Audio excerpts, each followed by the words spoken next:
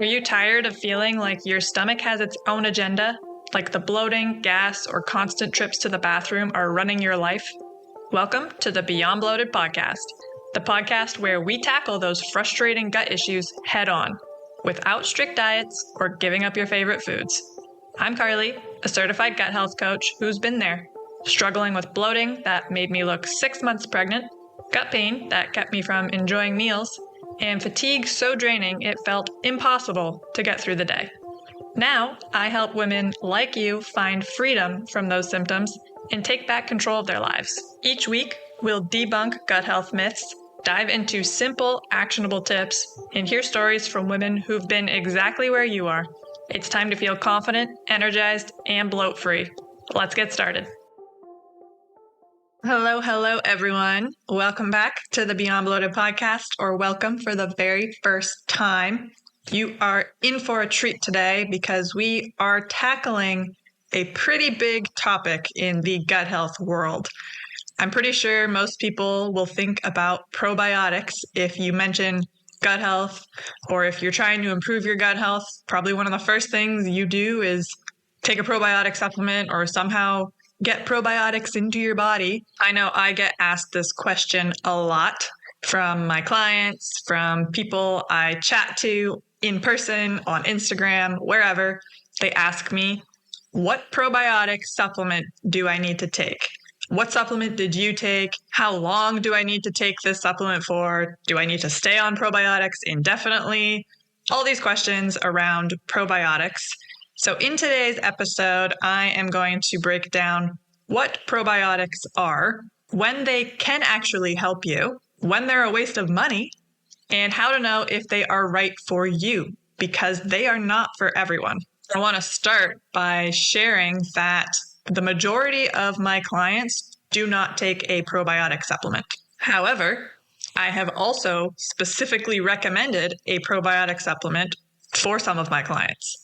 So it is not an everyone needs this type of situation. It is individual.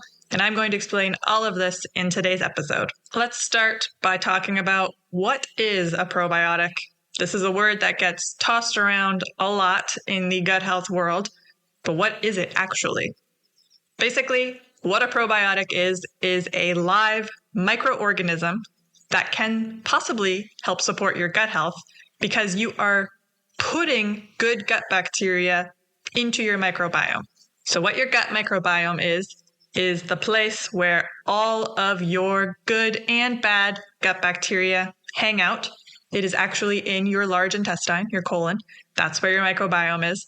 And by consuming probiotics, putting probiotics into your body, what you are trying to do is put those good live microorganisms into the large intestine. As I have already mentioned, there are probiotic supplements out there, and these can be in the form of a pill, a powder, even a liquid. Sometimes they're refrigerated, sometimes they're not. I will talk about that more later as well. But you can also get probiotics by eating fermented foods. Things like yogurt, sauerkraut, kefir, and kimchi. As long as they are raw, unpasteurized, and kept in the refrigerator section, in theory, these should contain live microorganisms, aka the probiotics. And by eating those foods, you are also getting probiotics, the same as if you were to take a supplement. What I also want to touch on here are prebiotics. Probiotics get a lot of the hype.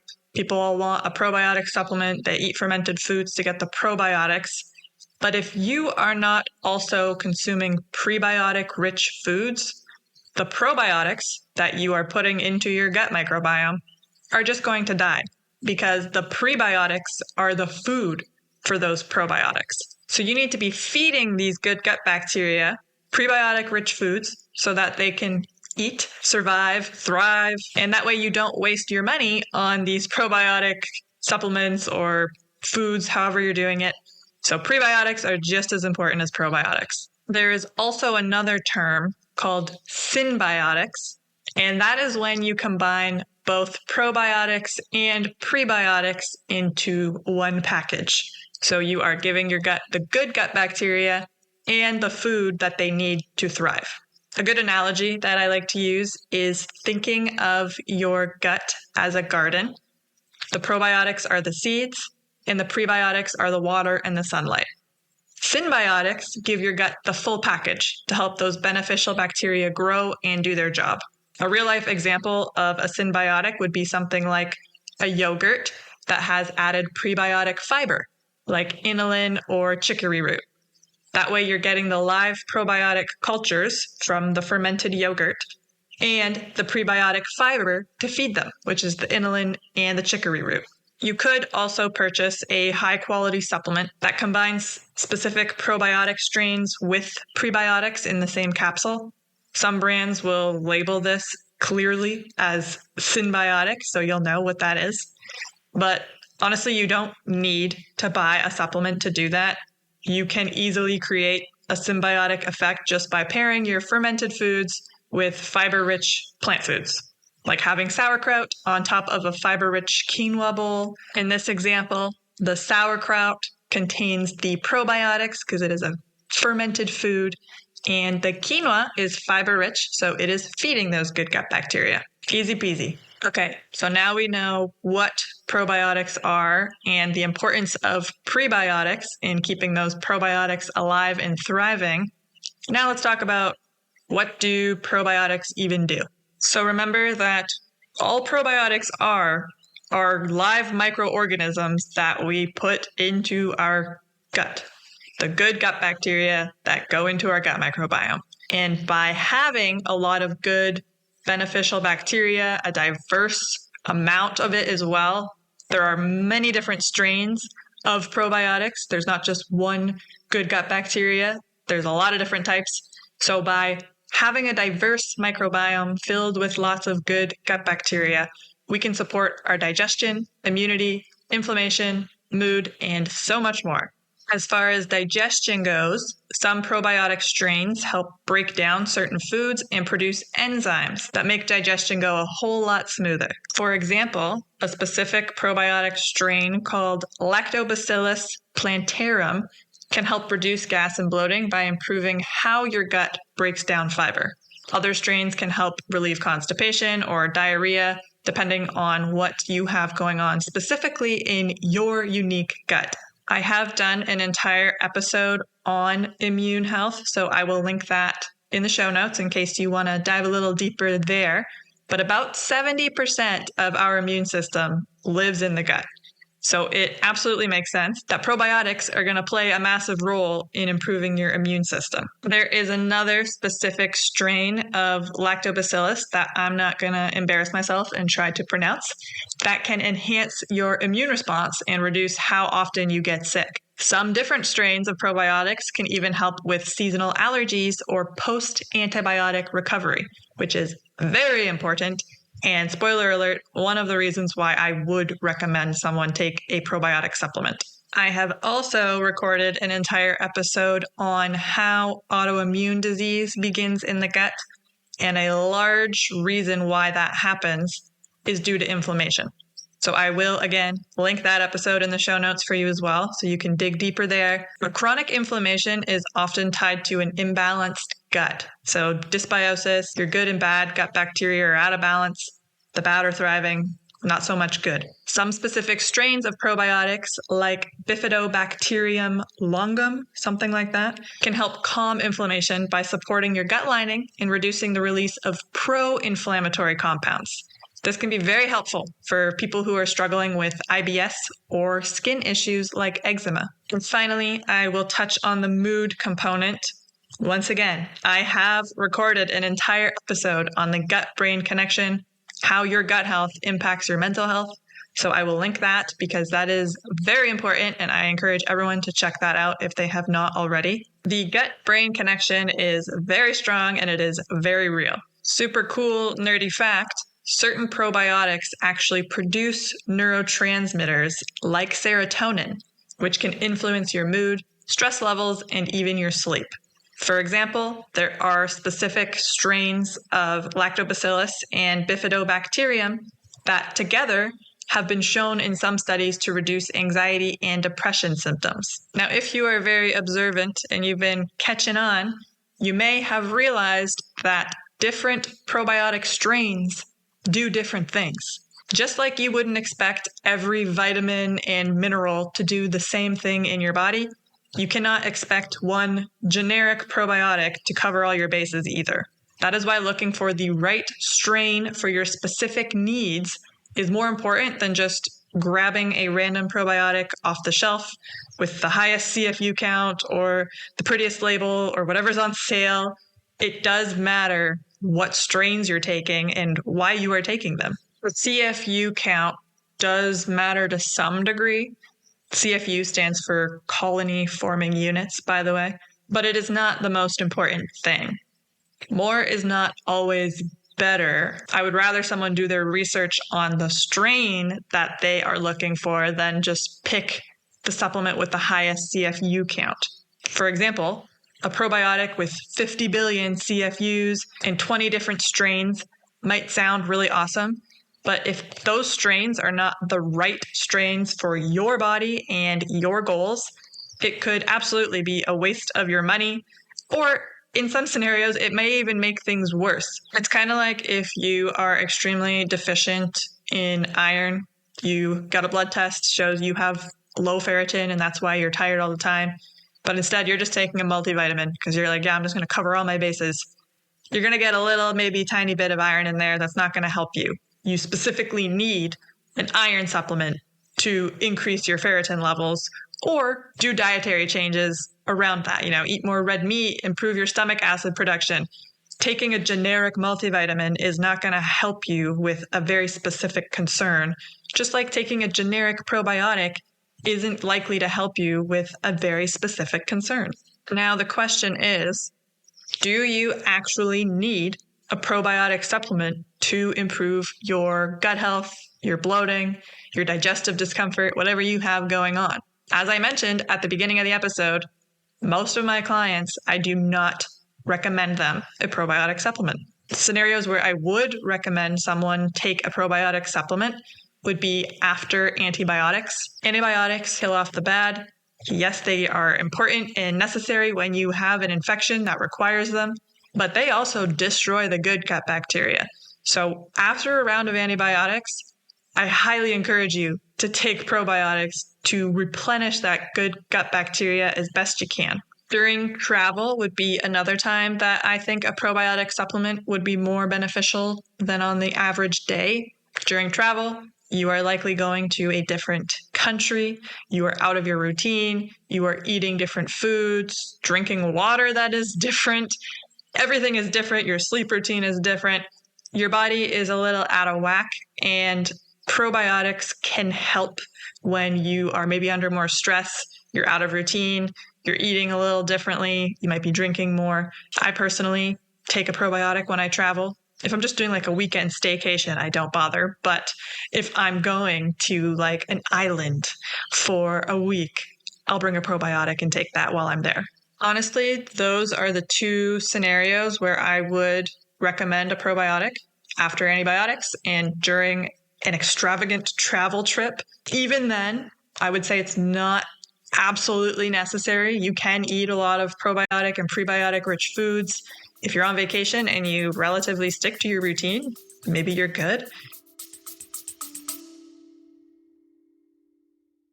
Hey everyone, Carly here. If you are tired of feeling bloated and uncomfortable, which I know you are, I have something that can really help. My free ultimate guide to bloat busting. I've been there myself, and I know how frustrating it is to try super restrictive diets and expensive supplements without getting results. If those methods were going to work, they would have worked by now. That's why I created this guide to offer you a different approach. In the ultimate guide to bloat busting, you'll learn techniques to listen to your body and eat with intention, avoiding overeating and choosing foods that truly benefit you, tips for proper hydration to support digestion and reduce bloating, a guide to delicious foods that promote a healthy gut and how to easily incorporate them into your meals, and effective methods to manage stress, which plays a huge role in gut health. These simple, practical strategies can make a big difference in your daily life, helping you feel lighter, more energized, and comfortable in your own skin. Ready to ditch the bloat without strict diets or costly supplements? Download your free copy today at beyondbloated.com/ultimate-guide and start your journey to a bloat-free life. Now, let's get back to it. But those would be the two scenarios where I myself would take a probiotic supplement. Otherwise, I would just recommend eating probiotic-rich foods regularly, and a variety of them. Have some coconut yogurt, have some kefir, have some sauerkraut. Mix it up and make sure you're getting those prebiotics in as well. I'll give you an example. One of my clients that I am currently working with, she is in her 60s. She does not like taking supplements. I said, no problem. I don't like handing out supplements. I would much rather work on diet and lifestyle with someone than hand them a million supplements, because I myself know that strategy doesn't work. Did it for years. We have been working together for months now. She's postmenopausal. A lot of postmenopausal women believe it's impossible to lose weight. She has dropped at least a pant size in the months that we have worked together. She used to experience stomach pain every single day after almost every single meal. No longer has that problem. Her mood has also improved. Her bloating, her gas, all of it has improved. And she did not take a probiotic supplement for 1 second during my program. So I am a big believer that you do not need an expensive probiotic supplement to get rid of those digestive symptoms. I have worked with many other women, just like this example I gave you, same scenario. We have significantly improved their health conditions without any sort of probiotic supplement. And I would say there are actually scenarios where probiotics are not helpful, and I would suggest not taking a probiotic supplement. For example, if someone is just taking a probiotic as a daily health boost, but there's no purpose, they just believe I'm supposed to be on this probiotic forever because you need probiotics to have a healthy gut, I would say you're wasting your money.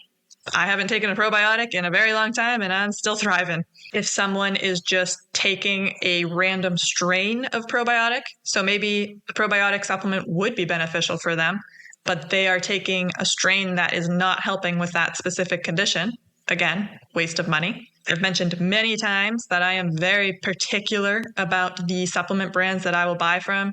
And the majority of the probiotic supplements out there are garbage. They are low quality. And even if you think you've picked the right strain and you're good, a lot of the supplements out there are ineffective. They have a lot of fillers. The probiotics are actually dead, which I'm going to talk about in a minute. Unless you're buying from a really high quality brand, someone you trust, again, wasting your money. And then there are people who have very specific conditions that taking a probiotic supplement may make those symptoms worse. For example, SIBO, which is small intestinal bacterial overgrowth, something I dealt with myself for many years. SIBO happens when the bacteria that are normally supposed to live in your large intestine end up growing in your small intestine where they do not belong. It's a common misconception that SIBO is an overgrowth of bad bacteria, when all it is the good gut bacteria have migrated their way into your small intestine where they are not supposed to be. If you take probiotics, especially ones with certain lactobacillus or bifidobacterium strains, you could be adding more bacteria to a place that's already overgrown. That can lead to more bloating, gas, pain, and even brain fog. I have worked with multiple clients who have told me I've taken a probiotic in the past and I have felt so much worse. And that's because they were taking the generic basic probiotic that was adding to their already overgrown bacteria in the wrong place. Another condition that could be a little iffy for probiotic supplements is if you have a histamine intolerance. Some probiotic strains can either produce histamine or interfere with your body's ability to break it down. I did have a guest on a while back now where we talked about histamine intolerance and how your genes can play a factor in that. I'll link that episode in the show notes for you too, so you can learn more about what histamine intolerance is if you have no idea what I'm talking about. But overall, if you have symptoms like skin flushing, itchy eyes, headaches, or anxiety after eating, you might have a histamine intolerance, and you might feel worse on certain probiotics. Certain lactobacillus strains are known to be histamine producing in some people. Not everybody, but some people. So if you've ever started a probiotic and noticed your symptoms got worse instead of better, it doesn't mean your body is broken. It just means that not all probiotics are a good fit for every single person or every single gut condition. If you do want to try a probiotic supplement and you've listened up to this point and you still think, yes, it would be beneficial for me to have a probiotic supplement, I'll give you some tips on how to make sure you're choosing a good one for yourself. My first tip is going to be to decide why you are taking this probiotic. What benefit are you trying to get from it? And do research to learn what specific strain of probiotics is going to help you with that condition. Probiotic supplements either contain a single strain or a blend of multiple strains of bacteria. A multi-strain product might seem more powerful, but more isn't always better, as I mentioned. It really depends on what you need. Some people do well with a diverse blend, while others feel better with a very targeted single strain. Especially if they are sensitive or dealing with something like SIBO, there are specific strains that you would actually want to avoid. For example, if you are trying to support mood or anxiety, a product that just contains Lactobacillus helveticus and Bifidobacterium longum might be more effective than a generic 12-strain blend because these two have been shown to help with mood and anxiety. Overall, start with your specific goal or symptom in mind, decide what you are trying to accomplish by taking this probiotic, and then choose strains that are backed by research for that purpose instead of just wasting your money on a generic probiotic. Piggybacking off of that, you also want to do some research around the CFU count, which is the colony-forming units in the probiotic supplement, because more is not always better. Some people get more bloating, gas, or loose stools with very high CFU products, especially in the beginning. So I would suggest looking for a CFU count that matches the research for your symptoms. Usually the 5 to 20 billion CFU range is a safe and effective starting point. You might be able to go up from there if you tolerate that well. But if you're just, boom, starting with 100 billion, your gut might be freaking out. So do some research. Start low and slow and work your way up if you are going the probiotic supplement route. Now, one of my favorite tips to give people, and this one might be a little controversial, but I strongly believe it. We have refrigerated and shelf-stable probiotic supplements to choose from. The refrigerated supplements need to be refrigerated to keep the bacteria alive, whereas the shelf-stable supplements don't require cold storage. You can put them on your shelf, you're good to go. You might see probiotics in the fridge at the health store and assume these must be higher quality because they need to stay cold. They're usually really expensive. So in your mind, you're like, this is great. This is a really high quality product. This is the one. But here's the thing. If a probiotic can't survive room temperature, what are the chances it's going to survive shipping, storage, and the temperature of your body, let alone the acid in your stomach?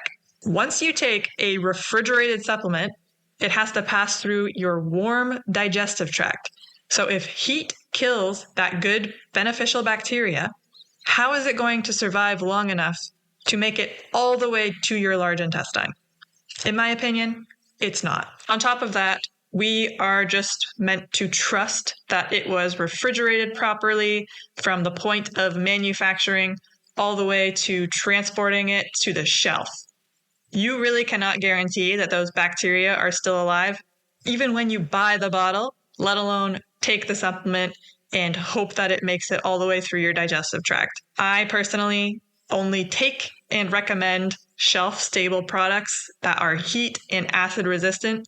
These are formulated to survive your body's internal environment without needing to live in your fridge. If they are going to help you in any capacity, they actually need to survive and arrive alive in your gut. All that said, food first is still my main approach. Diversity in fermented foods like the yogurt, kefir, sauerkraut, kimchi, whatever it is, can often be more powerful and a lot cheaper than buying really expensive probiotic supplements on repeat. Consuming probiotics, whether that be from a supplement or fermented and fiber-rich foods, because remember, we have to feed those good gut bacteria as well, is still only one piece of the puzzle. I still highly encourage managing your stress, improving your meal timing and mindful eating, working on your diet, your movement, your sleep, all the things, because if you are not doing those things, the probiotics are just going to die anyway. I would say stress damages the gut more than most things in our world. So if you're taking a probiotic supplement, but you aren't managing your stress, you're not doing anything for yourself. I also acknowledge that these things aren't easy. There's a lot of misinformation on the internet. It is hard to know what to do, how to do it, how to fit it into your life, which is why I do what I do. So if you would like support changing your habits, improving your diet, getting probiotics into your body, whether that be supplement or food, I would love to support you. You can apply to my one-on-one coaching program in the show notes. It's free to apply. We will just meet for 30 minutes to see if it is a good fit. If so, we'll move forward and I will help you personalize your plan because, as I mentioned, everyone is different. Some people might need a probiotic. Some people can just eat probiotic-rich foods. Others might need to start completely elsewhere. I have clients where we start with sleep or we start with movement and we do diet a little bit later. Everyone is different, but everyone deserves a personalized, individual approach from someone who has been in your shoes. As I mentioned, I have helped dozens of women improve their gut health, and most of them did not take a probiotic supplement. So if you would like that same kind of support, hit me up. I would absolutely love to chat with you and see if we are a good fit. I hope this episode cleared up the whole to take or not to take dilemma when it comes to probiotic supplements. If you have an additional question around this topic, please send me a message. You can reach me on Instagram at beyond.bloated. You can email me, carlyclose@beyondbloated.com. I would absolutely love to chat with you. And if not, I'll be talking to you next week. Did you learn something new and useful today? If the answer is a big, resounding hell yeah, do me a favor. Subscribe to this podcast. Even better, toss a rating in there too. It helps more bloated babes discover this show and lets me keep bringing you this free, gut-loving content every single week. And hey, don't be greedy. Share this episode with your bestie who's always unbuttoning her pants after dinner. She will love you even more for it. Thanks for hanging out with me and showing your gut some love. Keep on putting what you learn into practice and you will be bloat-free in no time. Catch you in the next one. Bye.